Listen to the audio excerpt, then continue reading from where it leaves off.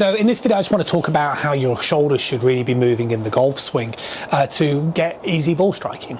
So one of the things that happens with a lot of students, and particularly people that come to visit for lessons and also people that kind of sign up to my online academy, I noticed that they have a similar problem in the backswing, which is where the sort of head moves too much over towards the trail leg in the backswing position.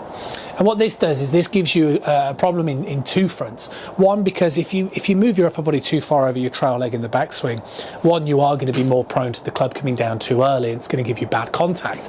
But the second problem is as well that when you sort of move that way and your upper body moves too much over your leg, can you see the way I sort of lose my hip depth here, which basically means that I sort of end up turning more over the leg and I'm not turning into the leg, and therefore I can't stay over the ball.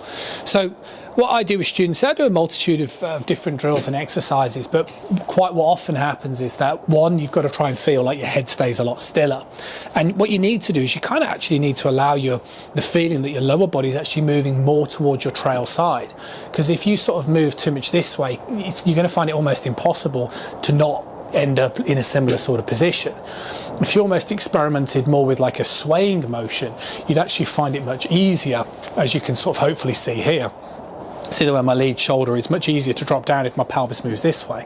If I sort of move my pelvis this way, it's anatomically impossible for my shoulder to drop. So I'm still quite a big believer that you'll find it difficult to manipulate your shoulders without manipulating your lower body. So that's why I would always get my students, first of all, just sort of practicing allowing the pelvis to move a little bit more from right to left.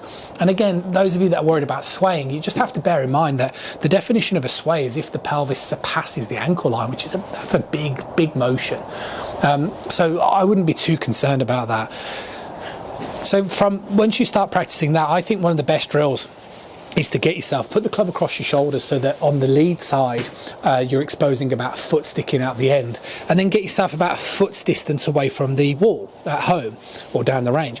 And as I'm going to do here, I'm just going to draw that line in. And if you're moving incorrectly, what will happen is that the butt end of the golf club will hit the wall, and that's what we don't want.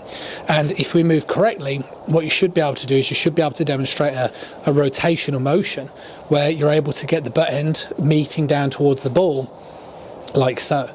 Now, when you're doing this type of movement, I'd never suggest that you need to rotate to 90 degrees. See the way I'm only rotating to about this far, sort of, 65, 70 degrees. And the reason for that is, as I complete my rotation, that'll bring me around. But also the sort of shoulder gives us a little bit of movement to complete that shoulder rotation as well. So you don't need to kind of try and practice this, turning your shoulders all the way.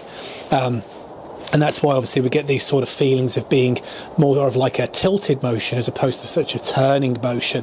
But I would say just, getting the feeling when you're doing this type of drill of one of two things. One, you could think about dropping the left shoulder, but the other one is that you could feel like you're actually pulling your right shoulder up.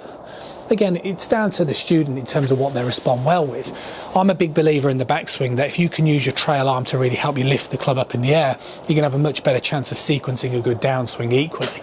So it's up to you. I would personally play around with this. If you are somebody who has suffered with moving off the ball or too flat a motion, like as I'm demonstrating here, I would personally just break it down first of all and just allow yourself to just have a little bit more freedom of right to left motion of the lower body whilst you're trying to keep your head still, because what you'll find is that will then lend itself to being able to create more of a tilting motion on your shoulders, and then that's going to make it much easier for you to be able to stay on the ball, and then you can move your arms around your body to give you that sort of decent looking golf swing, but also have the ability to control that low point.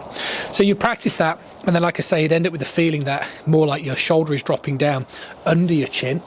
And then equally what you'll find is that sequencing the backswing will become much easier, especially for golfers who move a little inward this way, more up and then down. And then you can just try and incorporate that sort of feeling of exaggerating, keeping that head nice and still, and then just dropping the club more down on the back of the golf ball. Let me know how you get on.